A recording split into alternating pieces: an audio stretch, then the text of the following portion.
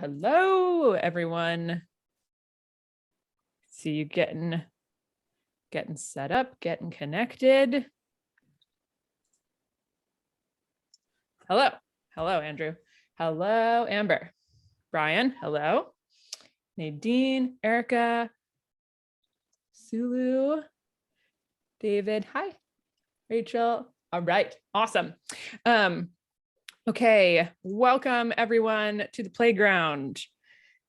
So this is the Facilitator Cards Playground February edition. I just had to check that we were in the right month because, you know, sometimes that's what life is like. So Facilitator Cards Playground February edition. For those who were in the January edition, welcome back. For those who this is your first playground, really excited that you are here. Quick intro of me. So my name is Meg Bolger. I am the captain of Facilitator Cards. I can't decide on I don't know, the CEO, president, all that stuff. I'm just calling myself the captain these days. I'm the host of the playground for the moment. And I am a facilitation geek. I'm a facilitation nerd, and I'm so excited to be hanging out with other people who may or may not use that term as well. Today I'm going to lead a card, a facilitator card. So for those who aren't familiar, facilitator cards are a box of facilitation processes that you can use to run trainings and workshops and meetings, or to plan every session that you ever do, which is what I do with them. And one of the purposes of the playground is to be able to test them out and get feedback and insights from other facilitators on how it went. What worked, what didn't, all that kind of stuff. You do not need your cards. Do not worry about that. This is everybody but me and Kayla. You are all just in your participants today. Yes, we've got facilitator hats and we've got participants coming to the store soon. So everybody else is just, you're a participant, and me and Kayla are going to be facilitating today. We're going to do a quick warm up just as people are still dropping in, and because it's one of my favorites. Okay, so this game is called Peekaboo. You need to have your camera on to play this game. If you don't have your camera on, that's okay, but you don't get to play. Okay, so here's how it works. You are going to take your thumb and you're going to put it over your webcam. And I'm going to say a statement, and if it applies to you, then you are going to take your thumb off the webcam in a peekaboo fashion. Okay, all right, here we go. So take your thumb off the webcam if you enjoy pineapple on pizza. Okay, yes, we got some adamant pineapple people, and we've got some distinct no's. Okay, thumbs back on the webcam. Okay, take your thumb off the webcam if you have been outside today. Look at us. We're doing great. Yesterday, didn't leave the house. All right. Okay. Take your thumb off the webcam if you are facilitating or leading something this week. Okay. All right. About half of us. Okay. Got a couple, maybe two more here.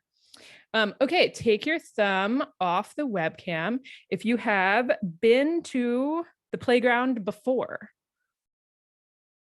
Cool. All right. We've got some new folks. Excellent. Okay. Last one. So take your thumb off the webcam if you dig this activity. Yes. Great. Wonderful. Okay. All righty. That's Peekaboo. It's just a little warm up. I absolutely love to do. It reminds me that our webcams are physical things, not just weird, I don't know, things that are observing us, and that we're also all physical beings in our own little spaces. Okay, so we are going to kick it over to Kayla. So the playground is a big experiment, and Kayla is going to be our first person who is not me, who's going to be leading an activity. So big props to Kayla for that. And I'm just going to put on my participants and kick it over to Kayla to lead this. Go, Kayla, all you. All right, here we go. So I told Meg this already. I'm a little bit super excited and super nervous at the same time, because I feel like this is such a great community of facilitators, and I'm ready to learn and debrief this with you, but be patient and kind today. Okay, so I'd love to try 5 whys. So we're going to do a 5 whys activity. If you're not familiar with it, it's definitely one of the facilitator cards, but I kind of put my own little spin on it, and we're going to do it a little bit virtually. So I'm going to share my screen. I don't have fancy tools like Meg does, but I am going to share my screen just ever so briefly here and do a little bit of an intro. And then I'm going to break you into groups, 2 people per group. And I will tell you more at that point. So we're going to do 5 whys. What I want you to do is think about a problem that you might be experiencing in your facilitation world. So for those of us who were running a facilitation this week, or you have something coming up, or you didn't have something go well in the last one, like think of a singular problem that might be taking place in your facilitation. When you get into your breakout groups, you're going to have 2 people in each group, and you are each going to be able to focus on your individual problem. So you can type in your problem here. You can also see I've kind of color coded these, so each group has their own color. I work with some very low tech users, and I'm usually virtually, so I try to do as much as possible to help them find things easily. So you're going to type in here what your problem might be, and then you're going to complete the 5 whys activity. So this is you and your pair. So if Meg and I were a pair, I'd type in my problem, and she would say, why is that happening? And then we would do that 5 times for our 5 whys. We get to our kind of root cause, and you can place it over here in our root cause box. And then you and your pair can come up with a couple of solutions. And in a perfect dream world, you also might have a takeaway that you could share with us. If you forget any of these steps, they're also in the speaker notes section of this slide deck.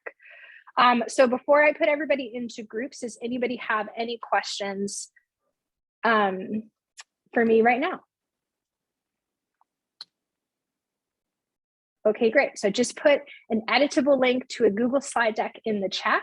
I will be popping in and out of groups. So if you're going really well, just ignore me. If you are struggling or stuck, I'll be there to help you. I'm going to open our rooms. You're automatically placed into a room. Oh, yep, go ahead. Looks like Amber has a question.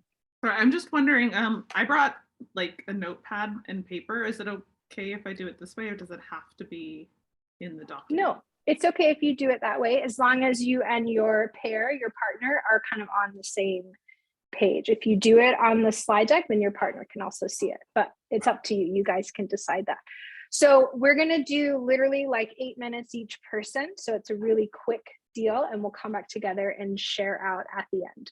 So the main goal is that you have 8 minutes for you personally to define your problem, go through the 5 whys, talk about a couple of solutions, and then you go to your pair, your other person, talk about their problem, their 5 whys, and the possible solution. And then we'll come back together in just 15 minutes.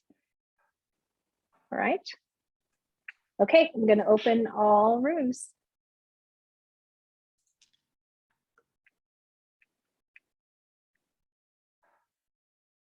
Thank you, Paul. Cool. All right, welcome back, everybody. So, you know, per usual, it takes a little bit longer to get everybody going than needed. So if you were able to get to a solution, possible solution, and maybe a takeaway, if you'll just use the reaction and do like a thumbs up so we could see that. Typically, we would share those out, but I think Meg is wanting to do debrief on the activity itself, which is why we're all here. So I'm gonna throw it back to you, Meg, for that. I'm seeing lots of thumbs up, so that's great. Cool.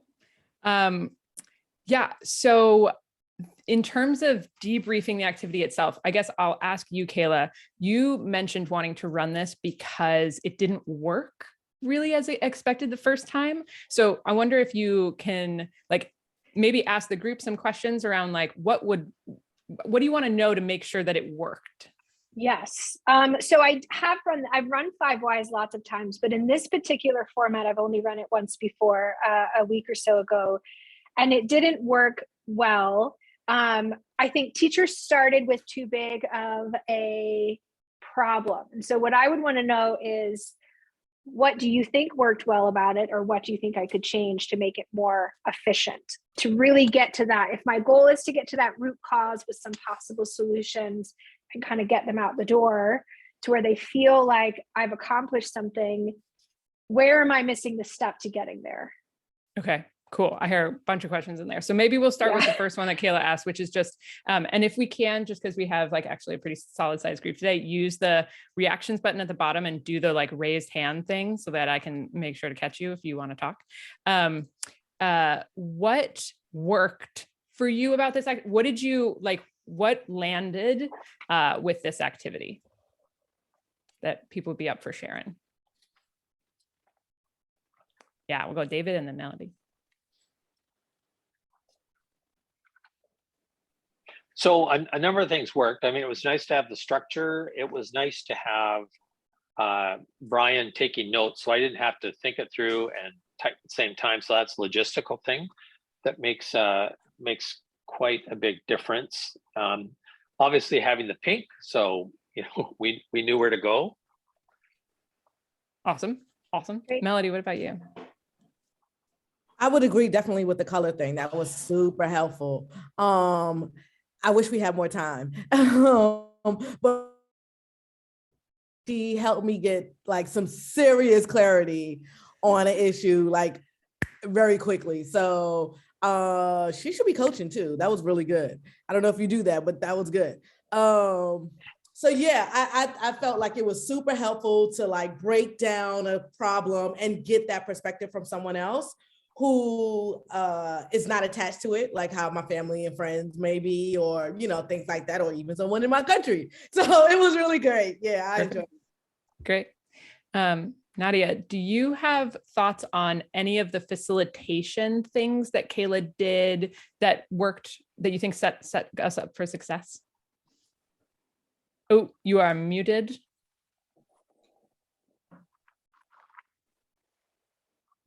Oh, what's happening here? Okay. Well, to be honest with you, I didn't use the form that Kayla presented, so I don't know where that was. So I thought that was like not clear. We just did it on paper.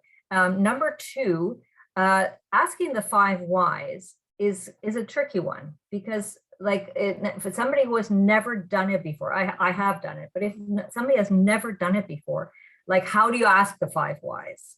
Like, is it based on the answer of the why in the first why answer, then the second why? I think that has to be explained a little bit. I like the exercise a lot. I think it's a great exercise, and I've used it before, but I think that explanation may have been necessary for someone never using it. And also the form. I don't know. I didn't catch that we had to fill it out on a form. Okay, good to know. Yeah, Vivian. Look at me, remember to unmute. It's actually really funny that Melody brought up that and I do coach, and I use a very similar thing to this for coaching, and we ran out of time. And I think because in a big group setting, you would use it differently than you use it in coaching. So like in coaching, every time she'd say something, I would dig a little bit more on that particular line. And I think for it to be an effective group activity, it almost needs to be timelined as like, you got to do this like a drill sergeant. Like it's like, why, rather than niggling in. Because when I use it for coaching, I actually tree. So if I got to the why 2 and her answer to 2 was actually another answer to 1, then I would tree out multiples. And so it's just a different use of the same tool. So I actually, as I was leaving, I was like, that's why we went over, is because I was using it and I love it in a paper form for a coaching tool. Mm-hmm. But I think like setting a time expectation and maybe even including that on the paper of like, you have 30 seconds, 30 seconds, 30 seconds, or 5 seconds even would speed up the not overthinking it. Because in coaching, you're digging.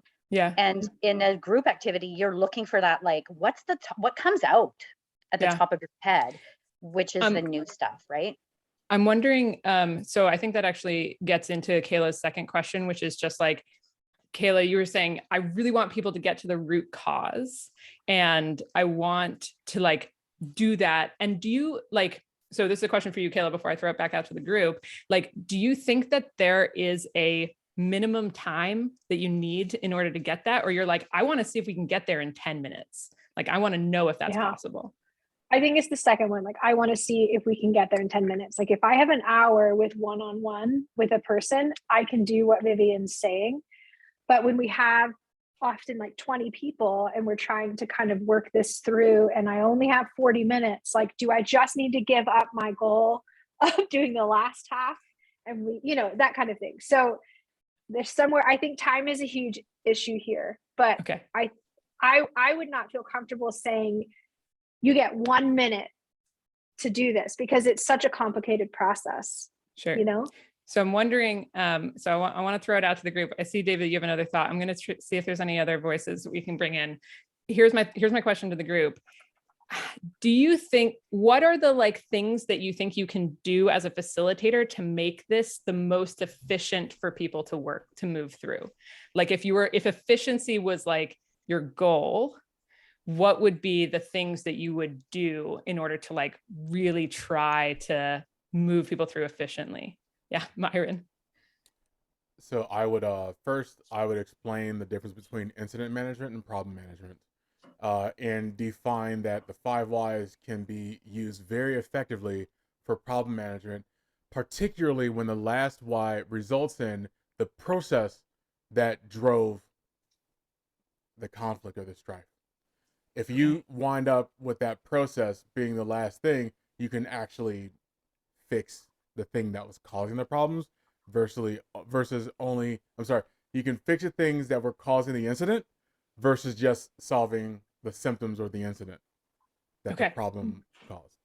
Cool. Yeah. Sulu? And please let me know if I'm not pronouncing your name right. Hi. Yeah, I think for efficiency, like giving people almost a script and also permission to follow the script. Like, you're going to go in there and you're going to say, like, anytime somebody says something, say why. And I asked a clarifying question in the chat because I think maybe I misunderstood the 5. But if it is that each why is in response to the previous why, like, yeah, just give people a script and also give people permission to be like, you are the answer getter, ask those, and then, you know, see where that takes you. Yeah. Okay. I think one thought I had was when I've done 5 whys in the past, like 5 whys as written on facilitator cards is an individual reflection process, right? And I think one of the reasons is that it's hard to be strict with one other person. Like when I was noticing with my partner, like if he would say, I was like, okay, I know for 5 whys for us to get through this in 8 minutes, we have to do 1 sentence per block, right? And your table makes that really clear too, is like, this is short answers, right? But I don't know if the framing made that clear of like, we're going 1 sentence, like, why is that happening? 1 sentence. And then when they get to the end, like Sulu was saying, like, you got to cut them off and be like, okay, that's it. That was the one. Okay. So why is that happening? Right. And then you have to like, okay, 1 sentence. Okay, why is that? Right. And you have to really hold people. Cause I think what Vivian was saying earlier of like, it's so easy to like dig in like so many places. And if you want, I think people to move through efficiently, you do have to like really hold them to like 1 sentence and like moving through the 5 quickly. Yeah. That's my impression. Okay. And what I'm really hearing is a lot of this could be done with like more clear, exact instructions at the beginning, even on the timing, like, you know, if it's 1 minute per thing, that kind of thing. I think that would help.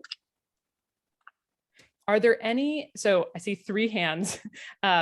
Is there anybody who, so in the like hands, just because I want to wrap up to try to do one more card before we close out the playground. Do any of you have specific opinions or advice for Kaylah on the instructions part of it? Okay. David, go for it. So one would be, even before you give the instructions, be clear on what the outcome you're looking for is. So do you want to be, for example, efficient or effective? Because it's hard to do both at once. And you know, one of the things that I've done in the past is do a short video in advance that just describes the technique and what to do. That's 2 or 3 minutes, so people can actually see it. Like to do that, it could be in Zoom, or it could be Camtasia or something like that. So you're not just explaining it in words; people can see it, so they get it quickly. That would be one thing. Another would be to actually have a facilitator in the group. So if there's 3 people in a group, one person's role is to keep people on track and take notes. So that's one of the ways to move through it. I know that one of the things that really bugs me is if there's an activity that's set up, if the objective is to learn and to see the activity, that's one thing. If I'm looking for a concrete outcome, then I think you have to have the time, because otherwise people just get pissed off because they haven't got something they can take away with it. And so is it framing about a solution, or is it about the next step or something like that? So I think that the framing is very important. Letting people see what the activity is going to be like and how to access the file. I think those are the main things. And I can't imagine, I do a lot of stuff on Zoom. I would never trade off efficiency for effectiveness. Okay. I'm gonna, there's a couple of things coming in the chat I want to pay attention to. And I will just say, I'm sorry for the folks who still have things that you want to share. Please throw them in the chat so that we can still get them without necessarily spending out loud time on them. Because there's one thing that I think somebody suggested, like kind of role modeling. And that was actually one idea that I maybe want to end on, Kayla, is just like maybe doing it in front of people and being like, this is what I want it to look like before you go into your breakout rooms, right? And like maybe even fishbowl it where me and you do it before you have people go into breakout rooms, so that they see, oh, you really need to be strict with your partner. Oh, this is how much time we spend on the whys versus the solutions. I think role modeling it might be really powerful. So that's one idea. Okay. All right. We're going to do a quick round of applause for Kayla for stepping into the playground and and just like going for it. I really, really appreciate that, Kayla. And I hope you got a bunch of useful insight from doing it. I did. Yes. Thank you. Wonderful. Okay. I'm going to try to do one more activity before we wrap. And this is what we're going to do. So at the end of the last playground, one of the pieces of feedback that people gave or kind of, feedback or just ideas was they were like, I would love to be able to connect with people outside of this space or continue to like have these conversations, right? To have a more asynchronous opportunity for community. And I was like, okay, I don't know what that looks like. And I don't know, I don't want to be the only one who's thinking about what it should look like. So we're going to do reverse engineering on this question. So I am also going to use Google Slide. It's Google Slide Playground today. And this is how it's going to work. Because we don't have a ton of time left, this is what I'm going to do. I'm going to, in a moment, put a link in the chat. And that is going to bring you to a Google Slide presentation. Each of you should have a slide with your name on it in that presentation. They are in alphabetical order. If you did not register for this event and got the link somehow otherwise, then you don't have a slide and I'll make you one at the end. So I'll just there'll be some bonus slides at the end. And what I want you to do is I want you to find your slide and I want you to answer the 2 questions that are on there. So the first question is, my dream community looks like this. So if you imagine a community of facilitators who connect asynchronously with each other, I want you to just think about what would that look like to you? What does your dream community look like? Are you I just want 3 other people to hang out with. That's it. I don't want a whole community. I don't want to or you have a really different vision and you're like, I want it to be hundreds of people from around, what does it look like for you? What does it function like? All that kind of things. So I want you to just think completely utopia. What does my dream community look like? And then I want you to move to the second question, which is steps we took to get there. So if we had to build that community, what would be the necessary steps in order to make your dream community happen? Okay. Any questions about those directions?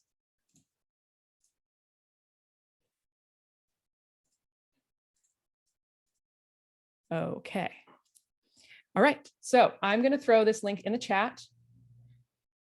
Joop. I'm going to ask everybody to open that up, find the slide with their name on it. Again, they're in alphabetical order by first name. If you don't see yours, there's a couple of free slides at the bottom. you can grab. And here's what I'll ask you to do. I'd like you to turn your camera off for the next 5 minutes while you're thinking and writing and typing away. And start with the dream and then go to the steps. I'll give you a 2-minute warning and about a halfway point. If you have any questions, feel free to throw them in the chat or ask them out loud. Otherwise, I'm going to stop talking for 5 minutes so that you can all dream over there. Okay. Come on back on camera, or just come on back emotionally and energetically, I guess. Okay. So I have a couple of questions. Some of you are still typing away. So for those who are back, here is one of my questions.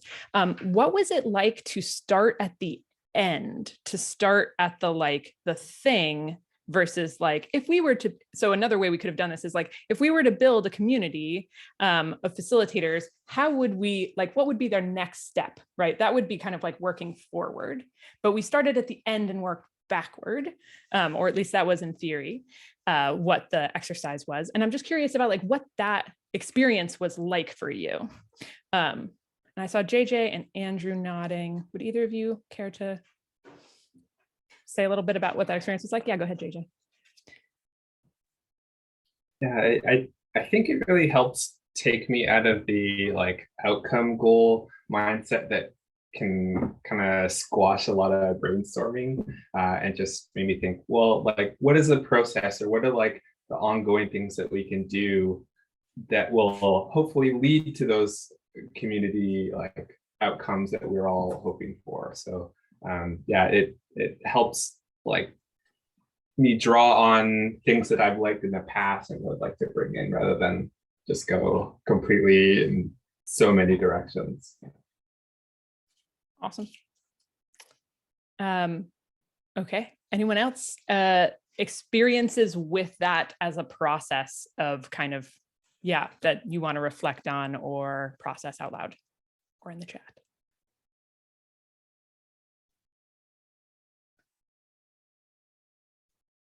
Yeah, Sulu, go ahead.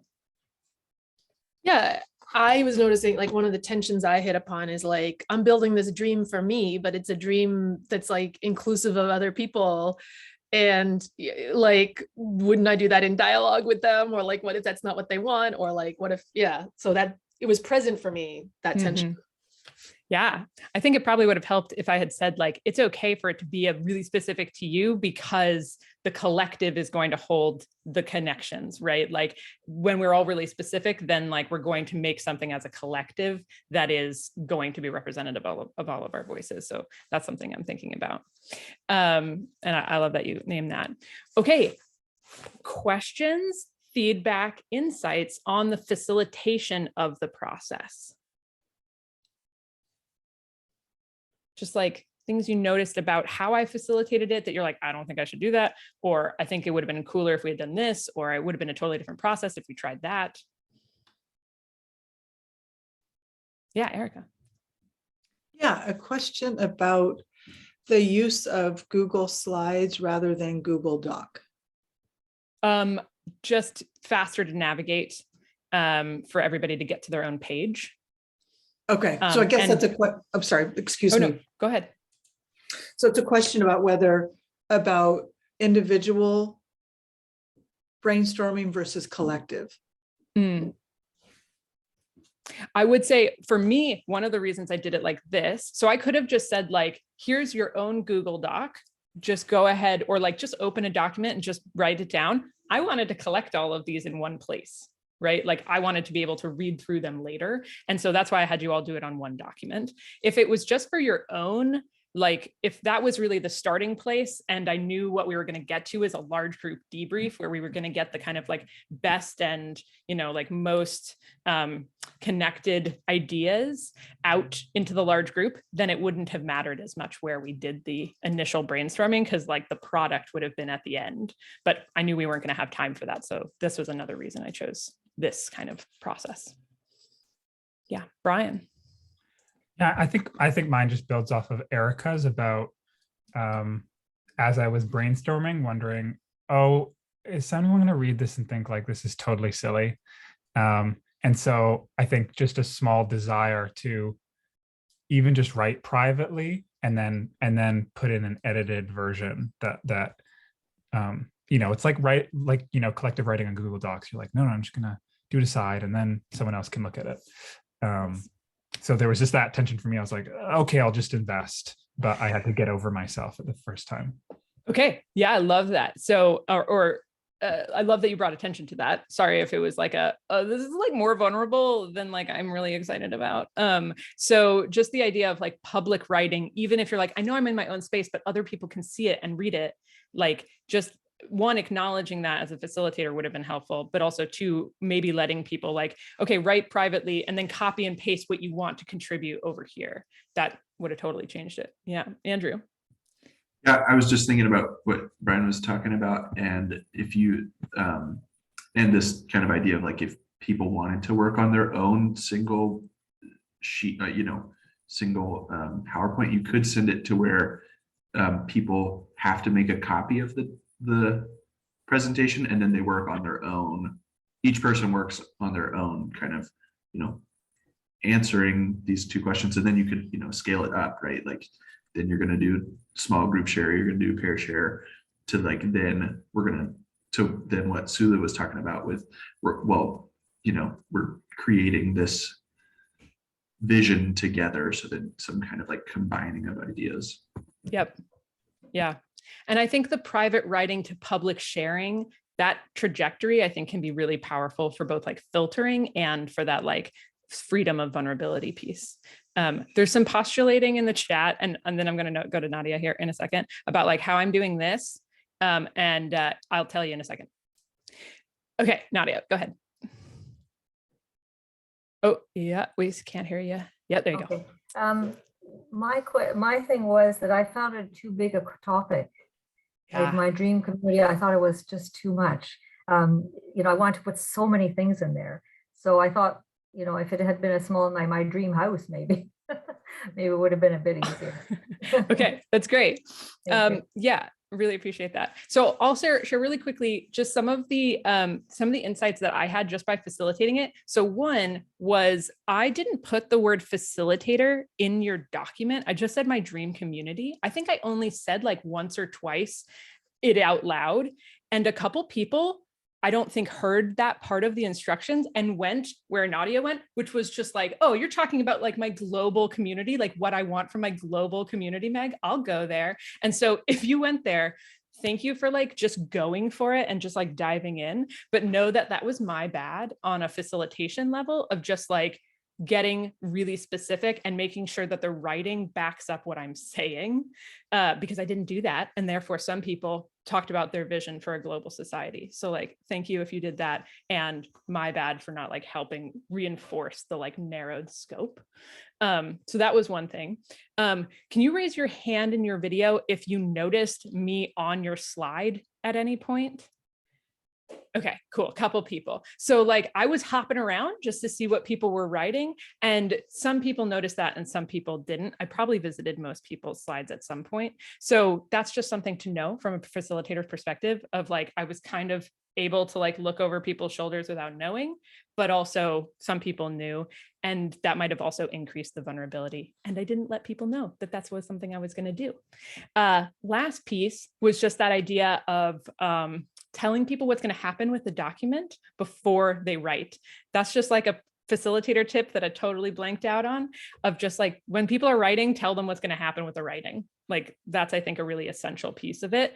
And I think that helps people know what level of personalization they want to put into it, or how like personal and vulnerable they want to get with their writing, knowing that it's going to be like, this was some amount of shared because you were all in one document, but I never told you like, I'm going to read it all later. You could be like, cool, this is going to get closed and Meg's never going to read it. So if you're uncomfortable with that, if you're still on the document and you want to, go ahead and delete your slide. If you're like, I don't want you to read it, like just delete your slide.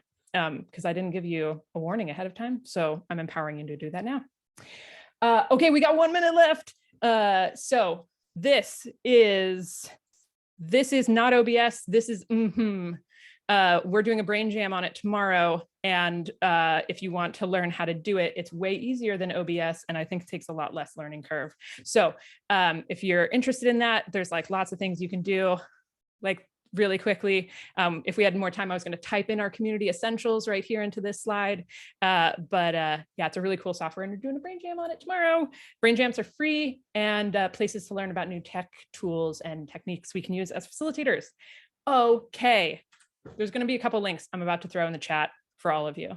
One is that these events are basically like offered in the gift. And what I mean by that is basically they're free to attend. And if you get something out of it and you would like to make a contribution, all of the contributions that come from events like this go to a fund called Deal Me In. Deal Me In provides facilitator cards to under-resourced teachers and students. Right now we're partnering with Kaylah's organization that works with teachers who serve incarcerated youth. And so we're able to like give them decks of cards for donations that we get from there. If you'd like to make any donation for this event, you got something out of it and you want to give back, you can do that at the first link at our Luma link. If you want to sign up for the Brain Jam tomorrow, that same Luma link has information about the events there. And if you're like, is this event going to be recorded? There's something I wanted to like circle back to or just be able to like take more time on. We post all of the recordings of our events to our YouTube channel. Very few people watch the full events because they're full event recordings, but there's a bunch of stuff on there if you want to check that out. Just wanted to let you know that that exists. Okay, we're signing off 1 minute late. We're going to do my favorite 3, 2, 1, bye. So everybody unmute if you're up for it. And I'm going to count down and we'll say 3, 2, 1, and then we'll all say bye and then take off and have a great day. Thank you so much for being here. We'll do this again. Okay, 3, 2, 1, bye. Bye. Thank you. Bye, everyone.